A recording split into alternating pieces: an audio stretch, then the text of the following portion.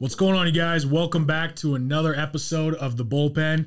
Today, I have something that, I'm really excited to share with you guys, the guest I have today, because in my opinion, I say this to everybody, this has to be the most angelic human being I've ever met, but at the same time, one of the most talented human beings I have ever met. The things he's able to do in the entrepreneur space and just with, I don't even know, like technology and platforms, the way he's able to work things, the way his mind works. One of the most incredible, stellar dudes I've ever met in my life. Roger Comstock here with us today. Thanks for being here, brother. Oh, dude, thanks for having me, man. Yeah. I feel super, super thankful to be with you. Oh, thanks, brother. So Roger, number one, I want to give you guys a little intro. Roger's a serial entrepreneur, has developed an affinity and obsession for business and helping people. He teaches individuals how to start recurring revenue businesses without venture capital. That's super important. Debt or real estate through the utilization of digital assets. He's the CEO, founder of $0 startup, Tuple, Flipper, Comstock Consulting, and Duvera Investment Group. Did I pronounce that right? Yes, sir. Jeez, I told you guys he does everything. Roger loves being with his family, incredible family man, especially his sweetheart, Kayla. She's literally his best friend. He enjoys being outside, golfing, incredible golfer. Dude, no, I wish I was better, man. We need to go, dude. We do need to go. You're a camper. Obviously, the way you've been able to learn. We're going to talk about your learning abilities here.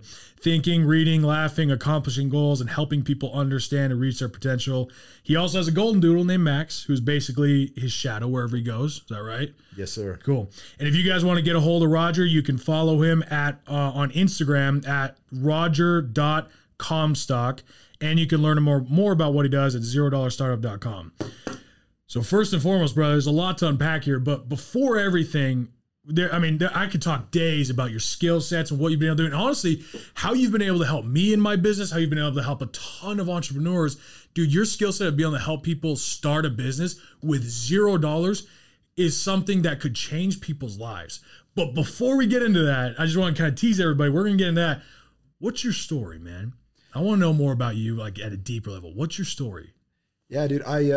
So I went to college, and for anybody, I have a bit of a different viewpoint when it comes to schooling in college. I would never recommend it to anyone. I'd actually recommend the route that Bull took here. Me too. It was good, dude. It was really good. But I got my undergraduate in business, and then I went and got an MBA as well. And I feel like everything that I learned throughout those programs could have been learned for free on Google. And so it was a good experience. I met great people, but it wasn't something I would recommend.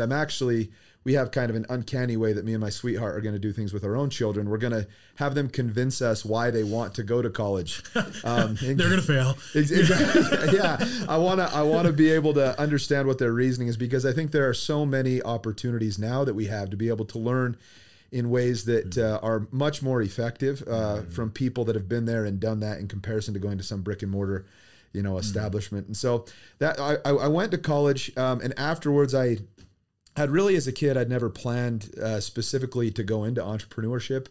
I knew I wanted to make a dent in the world, and I wanted to help people. I love being able to watch people become their best selves, and learn things and grow and kind of mold their character. And so I know I wanted to be involved with that. So after I graduated from my MBA, I actually went up and worked with a company called Hospitium Partners. I was helping manage a large asset up in Montana, but the entire economy in that area was based on oil, and oil had sunk. And so the individual that owned that company, it was a bit tricky, because since the oil economy had gone down, there wasn't a whole lot going on there. So that didn't end up working out very well for that group. So came back, started working at Vivint Solar as a business intelligence analyst. And it was good, but it was a basic 9 to 5. Right. That's not for you. No, that was not for me, man. So I enjoyed being with friends. I mean, there was free lunches, air-conditioned rooms. It was very easy, and it wasn't, I felt like, exactly, I needed to do something different. So, well, can I ask you something then? Because I can attest to this. Especially in business and entrepreneur space, a lot of people think of like business owners and capitalism, and they think of greed and people just, looking out for themselves in their own pocketbook, right? I personally actually believe the opposite. I believe a lot of entrepreneurs actually who I've met want to make a difference in this world, right? And I can personally attest to you being maybe the most genuine dude. Like, I mean that with all my heart. One of the most genuine dudes I've ever met. And your desire to legitimately make a difference in people's lives. And it's like, dude, you can cut through bullshit, right? You can sense when people are just faking shit, because you and me have both probably met a lot of people who, you know, are just lying through their teeth, just saying they want what's best for you. But then your intuition tells us something different. My intuition with you and everyone who's met you has always said, that is one of the most incredible dudes I've known, right? But where did that come from, man? Like, I just want to know, like, I seriously want to know, where did you get the desire to want to help people so bad and to be such a good dude? Where did that come from? It's interesting. I mean, I'll get super personal here, Please. but I think this is great. I grew up with severe anxiety and OCD. I mean, it was bad. It was really hard. I went to therapy for years, and I think what I'm grateful for in this experience was it enabled me to be able to empathize in a way that I don't think a lot of people they don't have it, because they didn't go through kind of that darkness, right? That implies. And so when I see people suffering or struggling, I just want to hug them and help them, you know, because I know that it doesn't feel very good, you know, to go through tough things. And so I think, you know, it's cool. Like, I look at the difference between the DC universe, right, and the Marvel universe, and what I see, you know, like with DC, you've got this dude, like Superman in the beginning, that he didn't really have weaknesses, and that was a challenge for DC to overcome. They actually had to give him a weakness in order to make him more vulnerable and you know, relatable. Kryptonite became his thing. Where in the Marvel universe, what I think is cool is that people start off as human beings, right, and they grow into these heroes, and we tend to relate more. We look at the you know, the incredible success of the Marvel franchise, and I think it stems from the fact that people that are going to watch those movies feel like they can relate to the characters.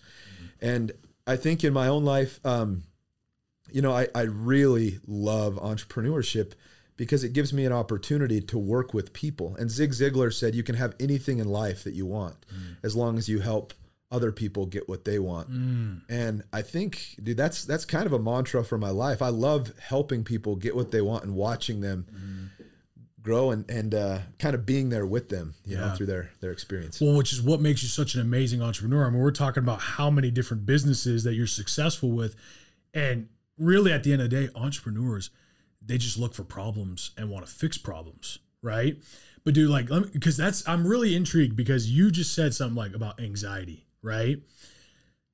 You happen to pick one of the most anxiety-ridden things to ever do in your life, right? Yeah. For someone who struggles with anxiety, normally they wouldn't they take it upon themselves to do more anxiety-ridden things, like, say, be an entrepreneur, where if you don't perform, you don't make money. I believe every entrepreneur out there can relate to this. There's probably no more anxiety out there than being your own boss, right? It is hard. It is scary. So with someone who's struggled with anxiety, what made you want to even do that? Like, go into that, like, or just pursue that? Because that's got to take some courage, man. Yeah, dude, I love that question. I'm really, really grateful to be here, to be able to kind of chat with you about your experience too. You're someone that I just love and respect, and feel grateful to have as a friend. And so this is fun to chat about this stuff. I think that in our lives, one of the things that I think is challenging to watch is someone becoming defeated by a particular challenge that they experience, right? So somebody may actually compartmentalize themselves into a particular category because of an experience they've had. And I never like to see that, because they miss out on what they could be if they were able to open their mind up. So David Schwartz wrote a book called The Magic of Thinking Big. And I like that because what he helps people understand is that they can do way more than they think they can. And so me, I'm never about to let anything master me, right? So my anxiety, I whooped. Right. And I didn't care what I had to do. I was hell bent on getting past it and moving beyond it. Same with OCD, and talking to people and going to whatever length I had to make sure that I could manage it well, because I don't want anything to ever become my master. Right. That goes for anything, physical appetites, money, sleep. Right. I want to be the master of everything in my life. Right. So I don't want to be a slave to money or getting up in the morning, right? Going to the gym. There's times you want to stay in bed, but I don't care. It's like, just get up anyway and go do hard things, you know, and it makes us better people. We become better human beings through those experiences. Well, I mean, what you're talking about, bro, is, and I think you and me actually relate to this on a lot, is when I see people who have tons of potential. And honestly, I believe everyone out there has potential to do something great. I truly believe everyone out there could do something significant with their lives. No one was put on this earth to be average. Not a single human being is here on this earth to be average and just get by. That is literally the bane of my existence, is people who want to just settle for middle ground and just get by and not have to do hard things, right? Yep. And I believe every single human being has something to offer to this world. So the whole idea of this business of be great or be nothing is you can let your light shine. You can be that person to go out and make a difference, even if it's in a way that's maybe not super out there on television or whatever. Maybe you're just making a difference because you're like some guy like Tim Ballard going in and, saving kids, or maybe you're saving the turtles. I don't know. Like, you're doing good in this world. You're someone who is here to inspire, right? And this is what I think you probably relate to, as someone who's so empathetic, is it's so hard seeing these people who want it. They talk to you about how bad they want it. They want to be successful. And then you see something hard come into their life and they just give up. They give up at the first sign of trouble. They quit. And my opinion, that stems from a lack of self-belief. Yeah, absolutely. Of all the things it stems from a lack of self-belief. The two things I believe in more than anything is confidence and courage.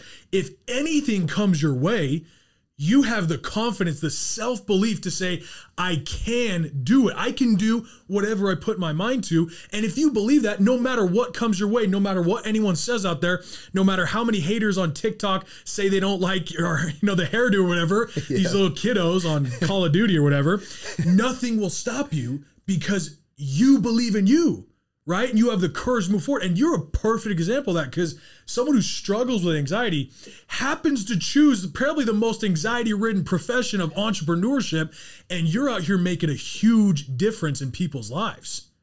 That's one of the most incredible things to just listen to. Now, let me ask you something. You have a lot of students you work with. Am I right? Yeah. Tell me about your business, the $0 startup, right? Yeah. I love it. It enables me to be able to, help other people achieve, their own entrepreneurial, kind of dreams.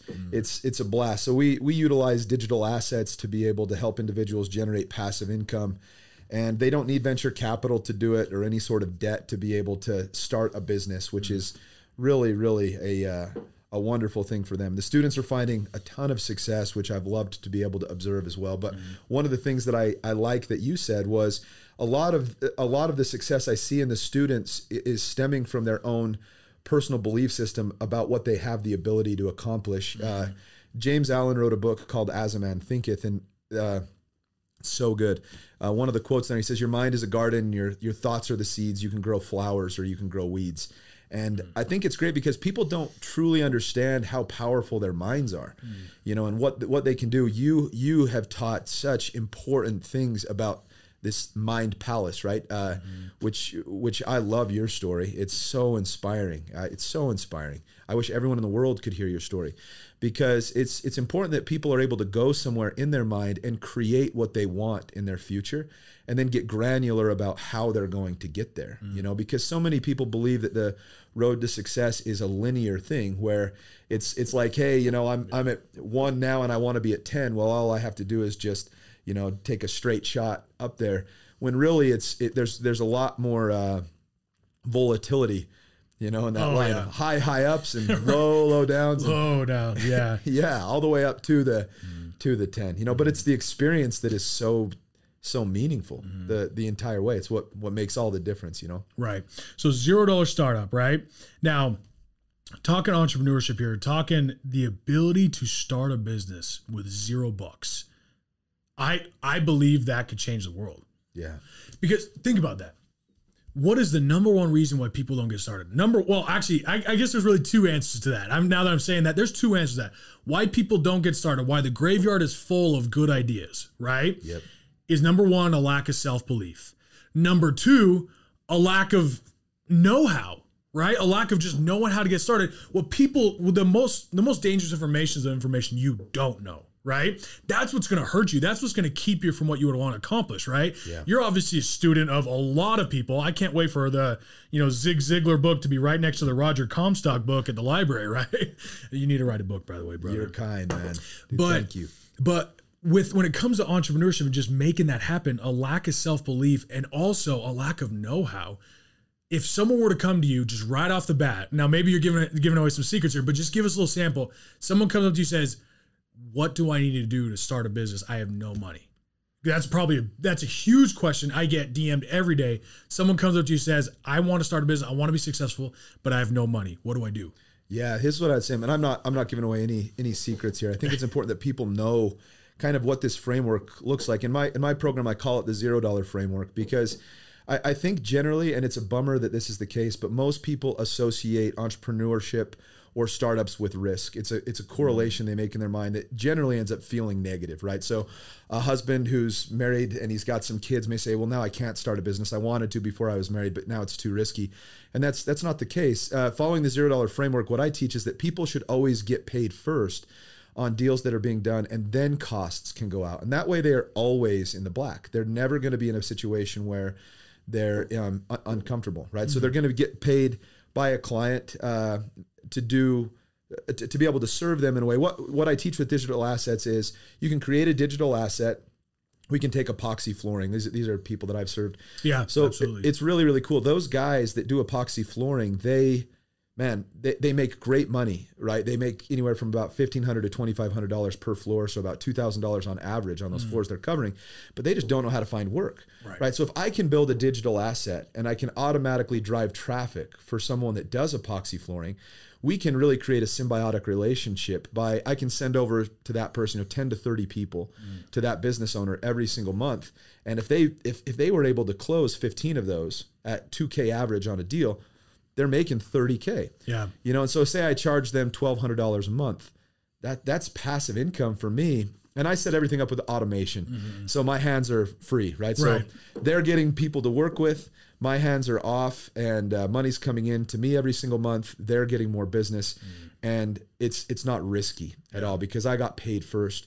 The other thing I would say is important for people to understand in starting a company is sometimes they get focused on kind of the thick of thin things, like what they're going to call the business or what the logo is going to look like. Right. Yeah. Right. Where I've been there. Yeah. Right.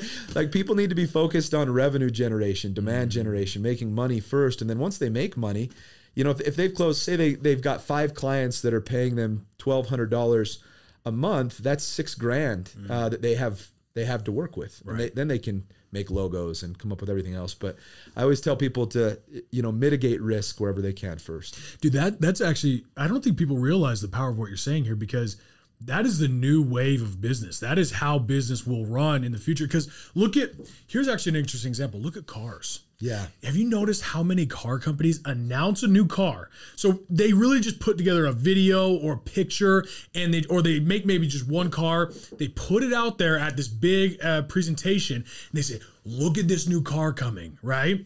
Everyone gets super hyped about it, and they say, put down a deposit and you can get it, right? Yeah. What people don't realize, this Tesla did this, Corvette did this with the CA, a lot of companies are doing this with their cars, is they put this out there, right? So it's just a digital asset like what you're saying. Yep. They put it out there and they say, put down your deposit if you want it. So you'll be able to reserve it. All of a sudden, they start getting an influx of revenue when they haven't even sold a car yet. What does this allow them to do? It allows them to get the funding they need. They show the capital to be able to go out and produce the car. Tesla literally did that. How many pre-orders did they have? It was I think they made damn near $100 million on pre-orders for the Cybertruck. And they literally made it zero risk. Oh, if you cancel, you get your money back. But also they had this influx of revenue. So then they were able to leverage that and create more revenue to get the Cybertruck going. We still haven't seen the Cybertruck, by the way, Elon. We need that.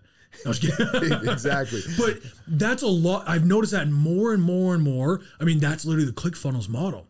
Yep. Is put something out there that someone else will basically pay for your marketing by buying a low cost, low entry program. And then what you're really trying to get is the higher programs, but you're having people pay for the cost of just the ads by putting something inexpensive digital asset out there. That's a new wave of business. Correct me if I'm wrong. You're a lot older than me. No, I'm just kidding. But like, that wasn't a thing before we had the digital capabilities that we have today. Yeah. Am I correct on that? Yeah, absolutely. I think what's important too is to look at the capital structure of individual businesses and to look at something called equity dilution, because it's a challenge. A lot of people feel like they need to give away the farm in their company. Sometimes I watch businesses like on Shark Tank and I'm thinking, dude, you're giving away 50% of your company for 200 grand. I'm like, dude, that's a bad idea, you know. That's a great idea for the sharks. Exactly, exactly. I mean, there's a reason it's called Shark Tank, and they're great people to work with, which is awesome, and those deals can end up being wildly lucrative. But I think there's other ways to, again, be able to mitigate risk. And I love your example. It's exactly right. These people are raising capital without any sort of public offering. The only public offering is a digital asset of, hey, here's this car, put money down if you want it. And Tesla's assuming zero risk. They're getting all the money they need for post or pre-production. You know, they can build those vehicles, deliver them, and they're in a great spot. And less equity had to be given away to potential investors. So Elon makes more, right, from those situations. Elon's a freaking genius. He's the man, right? Yeah. I mean, golly. So now, what's funny, because you're talking about this digital, I've obviously taken a different approach because I am not very techie, right? And you know that. Oh, you don't give yourself enough credit. No, dude. I'm not very techie at all. But like my method is literally, you can make money without having any money. And it's if you have one thing, a skill set. Yes. And if you have a skill set, the skill set that I happen to teach is sales and prospect marketing, because basically that's essentially what you're doing is if you have a skill set, you can go provide value to other people and you will get paid a lot of money depending on the amount of value you provide. Because I've said this over and over, the world will always pay you what it thinks you're worth. Remember, they will pay you exactly what they think you're worth, right? Yeah. And if your skill set is worth a lot, guess what? You're going to get paid a lot. And maybe it took some money and some time to develop that skill set, but it doesn't cost you money for them to bring you in and you provide your skill set to then grow their business or then to help them. My side is, if I know sales and I know how to prospect market, meaning I know how to go out and find my own leads, but my prospect marketing a lot of times doesn't happen on social media, even though that's what I teach through social media, you could literally go knock doors. Yep. These epoxy companies, if they wanted, I mean, here in Utah, it's the door-to-door, door-to-door company capital of the world, yeah, right? It is. All, the Mormon production, business, right? Where we just train them up like that. Anyways, so you go out and knock door-to-door, but you can make money doing that. People, like, if you have a business idea, you can literally get some flyers or get an iPad and just go get an iPad and just have a little presentation and go knock doors and try to sell people door to door. It doesn't have to be pest control. It doesn't have to be home security. It doesn't have to be. It could be epoxy. People are actually making tons of money in roofing doing door to door. People don't realize that. And just showing you that how simple it is. If you have the skill set of just going out, selling somebody, and closing deals, you can get paid a lot of money by finding your own leads and closing your own deals. And you don't have to have money to be able to do that. So now you provide what I call the real job security, right? Because if you have a job with somebody else, I hate this. Job security is a myth unless it's with yourself. Exactly. Right? Yep. Any boss can fire you. Any company can go under. Look at what happened with the coronavirus pandemic. How many people lost their jobs like that? That came out of nowhere. But it was the people who had their own skill sets, the people who had their own ability to make money. That's true job security. You and yourself and your skill sets provides the value to the world that you will always make money. You will always get paid. Right? Yeah. And so that's basic. If I'm going to say, that's basically what the $0 startup strategy is. Am I correct? Yeah. Yeah. Helping people understand skill sets where they can create major amounts of value in a symbiotic relationship between two different companies. So you may have, an epoxy flooring owner who is really, really good at his craft, but has no idea how to get new business. And then you've got, one of my students who has no idea how to epoxy a floor, but is really, really good at generating traffic, right, for them or something. And then what the kind of the secret sauce in all of it is creating the automation that makes it so these business owners are automatically getting a text message with how big the job is, their name, when the job needs to be done, the assets automatically running. And that way, the students have the ability to just be completely hands off and enjoy, their experience. And that's my whole goal, is to liberate people that want to kind of break out of the 9 to 5 and to stop trading time for money. I want them to be able to invest in meaningful things, relationships and people, What's your take on this? This is something that I've been feeling in my gut, and that I'm more and more believing the more I see stuff. Like, if you go into Walmart and notice how checkout is almost a thing of the past now. Yeah. Self-checkout is like, not all the Walmarts have it, but some Walmarts, I didn't see a single checkout line. I only saw self-checkout, like areas where there's like one person managing it, right? As opposed to one person on each checkout aisle, right? And say if you go to Home Depot, or if you go into some fast food restaurants, you can order your fast food on a screen, right?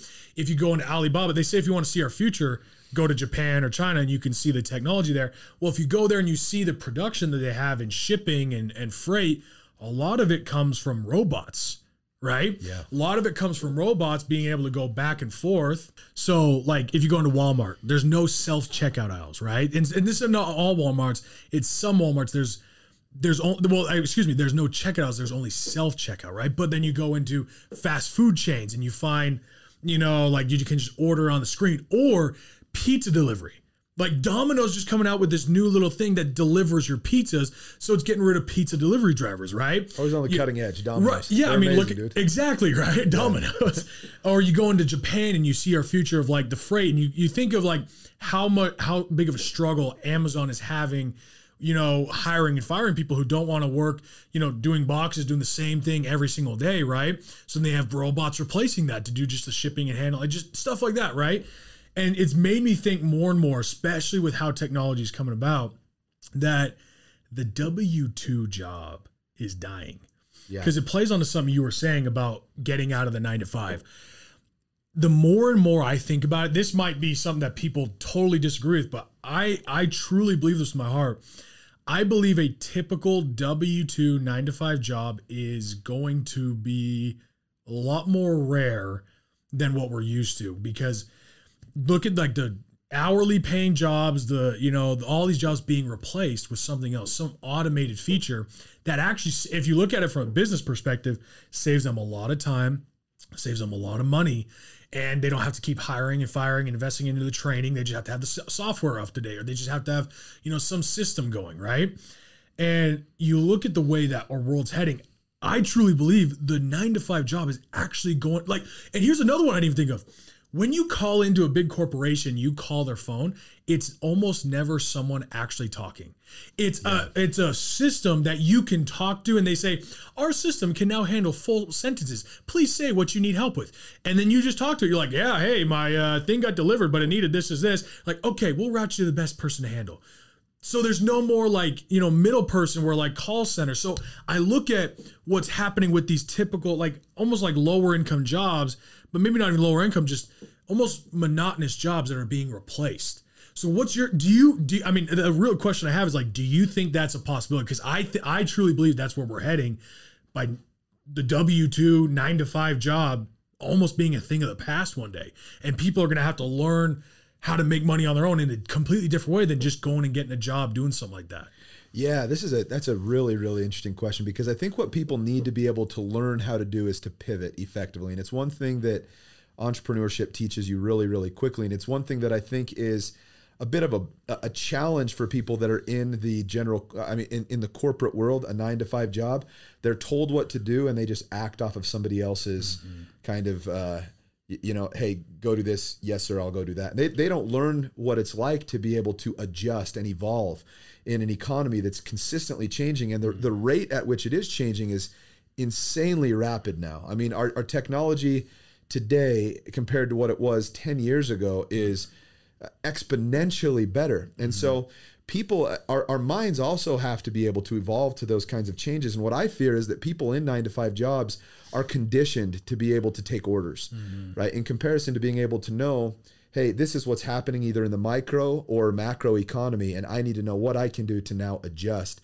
So to your point, I love it, because people, they need to be able to understand that job security really stems from learning how to adapt, you know, to what's going on economically. And so what's nice is I look at the current economic conditions and even, I mean, political leadership, and people can say things one way or the other. But what I love about entrepreneurship and about what you've done and continue to do is that it really doesn't matter what's going on in the economy to me. I don't really care who's president, other than there's going to be things that I need to adjust to, right? I'm not a huge fan of current leadership, but it's not going to change any of the outcomes that I get, because neither am I. Yeah, right. There's always strategies. And that's what's so fun. It's like a game of chess. I know you've got a chessboard here in the office, and love chess. It's amazing, right? Yeah. It's a game of strategy. And so instead of feeling bummed out and letting it take over us in a negative way, it's that quote, our mind's a garden, the thoughts, the seeds, we can grow flowers or weeds. And a lot of people let their external conditions regulate what goes on internally, when they can just change their internal kind of barometer and say, actually, I can do anything that I want. It's like you said, confidence and courage. Yeah. Those two things that you care about most make the biggest difference in people's lives. Dude, I love it, brother. I love it, man. Well, first and foremost, man, thank you so much for coming on. Really appreciate you being on the podcast with me. And as always, it's just a pleasure to be around you, man. And likewise, brother. I want everyone here to go follow this guy, because if you want to be, you know, surround yourself with high quality people, this is the kind of guy you need to surround yourself with. Follow him on Instagram at roger.comstock, roger.comstock, and also visit his website, $0startup.com. This dude is a killer, and he can absolutely change your life, because he's changed my life. He's helped me and my business grow in incredible ways, in ways he didn't really even have to. And that's the kind of man you are. So first and foremost, thanks for coming on. Second, thanks for who you are, brother. It's good to be around you. Dude, I'm grateful to be here, man. And likewise, everybody listening to this podcast is lucky to be learning from somebody so influential and inspirational. Everything he said about me could be easily said about him. He's also changed my life and countless other people's lives as well. So thank you. Thanks, brother. Take care, y'all.